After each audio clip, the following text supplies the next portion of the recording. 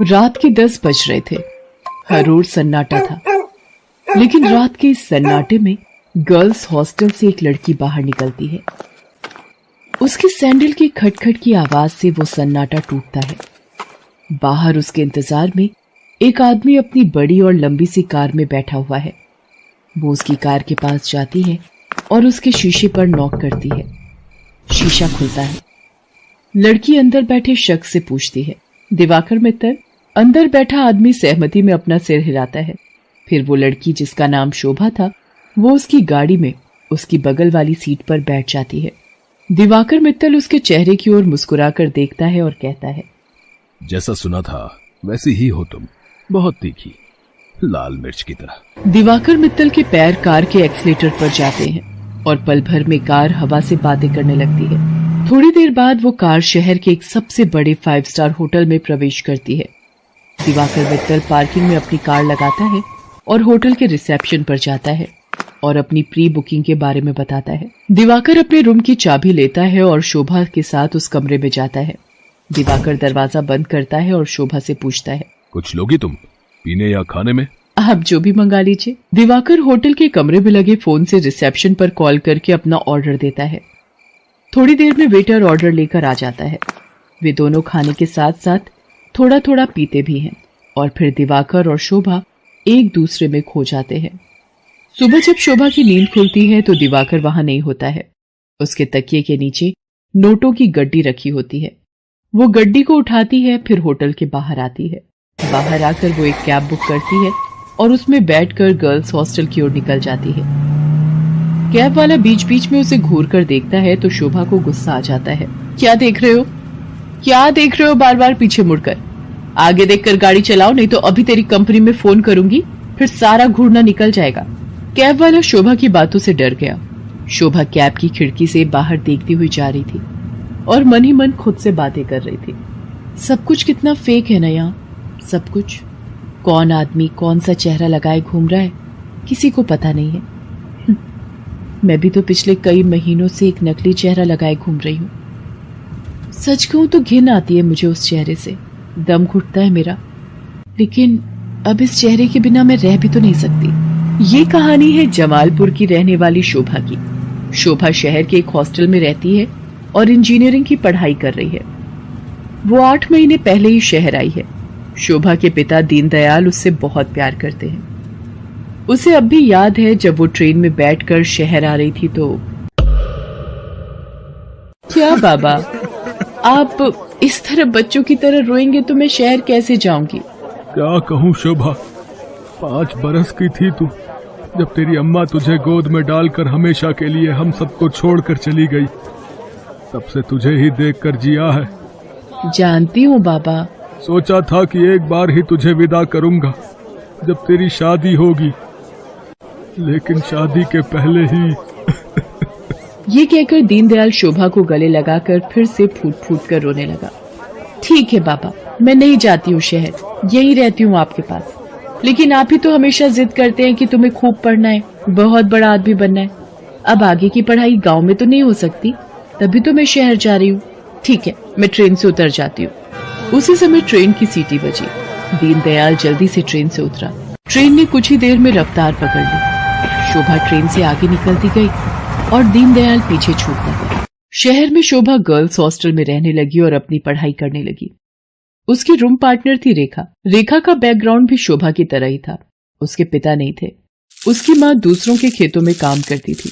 बहुत कठिनाई से गुजर बसर होता था। एक दिन की बात है, शोभा कमरे की सफाई कर रही थी तो उसे रेखा के तकिए के नीचे से नोटों की गड्डी मिली। इतने सारे पैसे, ये यहाँ कैसे आए? रेखा उस समय नहा रही थी। जब वो नहाकर बाहर आई तो शोभा ने उससे पैसों के बारे में पूछा, लेकिन रेखा ने उसकी बात का सही सही कोई जवाब नहीं दिया। आश्चर्य तो हुआ, क्योंकि वे दोनों अच्छे दोस्त थे। कुछ बात तो है जो रेखा मुझसे छिपा रही है, लेकिन क्या? शोभा ने एक बात और नोटिस किया कि हफ्ते में 3-4 दिन रेखा रात को कहीं चली जाती थी और सुबह वापस आती थी। उसने इस बारे में भी रेखा से पूछा तो, तू भी बिना मतलब जासूसी करती रहती है, तू अपने काम से काम रखना। मैं कहाँ जाती हूँ, क्यों जाती हूँ, हर चीज का हिसाब देना जरूरी है क्या? ये जरूरी तो नहीं, लेकिन कल को हॉस्टल की वार्डन को पता लग गया कि तुम रात रात भर बाहर रहती हो तो क्या होगा? तुझे पता है ना वो कितनी स्ट्रिक्ट है। तो उसकी फिक्र मत कर, मैं संभाल लूंगी उन्हें। धीरे धीरे शोभा ने रेखा की लाइफस्टाइल में बहुत तब्दीली देखी। वो महंगे से महंगे कपड़े और जूते खरीदती, लेटेस्ट मोबाइल फोन रखती, उसका जब जो मन करता वो करती। शोभा उसकी लाइफस्टाइल से बहुत प्रभावित हो गई। शोभा ने बचपन से अब तक गरीबी ही देखी थी, इसलिए उसका भी मन करता कि वो भी नए कपड़े खरीदे, महंगे मोबाइल रखे, उसका जो मन करे वो कर सके। रेखा देख, मैं तुझसे ये नहीं पूछने वाली कि तू ऐसी रईसों वाली लाइफस्टाइल कैसे जीती है, लेकिन मैं भी तेरी तरह जीना चाहती हूँ। मैं तंग आ गई हूँ एक एक पैसे के लिए तरसते हुए।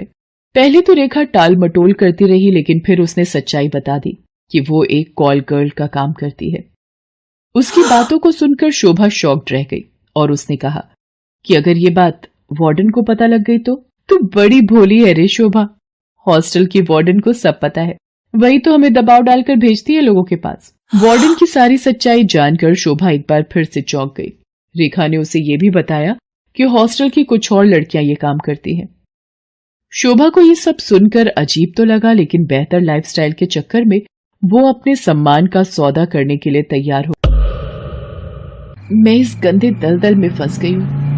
हालांकि इस दलदल ने मुझे बहुत सारी वो चीजें दी जिसके लिए मैं तरसती थी, लेकिन मैंने अपनी मासूमियत खो दी है, मैंने अपनी शांति खो दी है, मैंने अपनी पवित्रता खो दी है। बाबा को कितनी उम्मीद थी मुझसे, और मैं क्या करने लगी मैं। शोभा की आंखें भीग गई थी। वो अब ये काम नहीं करना चाहती थी, लेकिन हॉस्टल की वार्डन उस पर बार बार दबाव डाल रही थी। देख शोभा, जल में रहकर मगर से बैर मत कर, और हाँ, ये सती सावित्री बनने का नाटक छोड़ और जो बोलती हूँ वो कर। शोभा ने वार्डन को फिर से इनकार कर दिया। गुस्से में वार्डन ने उससे कहा, देख शोभा, तेरा इनकार तेरे भविष्य के सारे रास्ते बंद कर देगा। मेरी एक शिकायत पर कॉलेज से भी तुझे निकाल दिया जाएगा, और तुझे मैं इतना बदनाम करवा दूंगी कि इस शहर तो क्या, तू कहीं भी किसी को मुंह दिखाने के लायक नहीं रहेगी। शोभा उस रात हॉस्टल से निकली तो जरूर, लेकिन उसने कुछ तय कर लिया था। वो हॉस्टल से निकलकर सीधा पुलिस स्टेशन पहुंची और इंस्पेक्टर नाज़नीन को हॉस्टल और वार्डन की सारी सच्चाई बता दी। शोभा की बात सुनकर नाज़नीन शॉक्ड रह गई। शर्म आ रही है मुझे तुम पर और उन सभी लड़कियों पर जो अच्छी लाइफस्टाइल के चक्कर में शॉर्टकट अपनाती हैं और अपने सम्मान का सौदा करती हैं, और तुम जैसे मासूम लोगों का फायदा तुम्हारी वार्डन जैसे लोग उठाते हैं। मुझसे बहुत बड़ी गलती हो गई इंस्पेक्टर नाज़नीन। मुझे खुशी है कि तुम्हें अपनी गलती का एहसास तो हुआ, लेकिन ये गलती कोई और ना करे और तुम्हारी वार्डन किसी और का फायदा ना उठाए। इसके लिए इस पूरे रैकेट को तोड़ना पड़ेगा।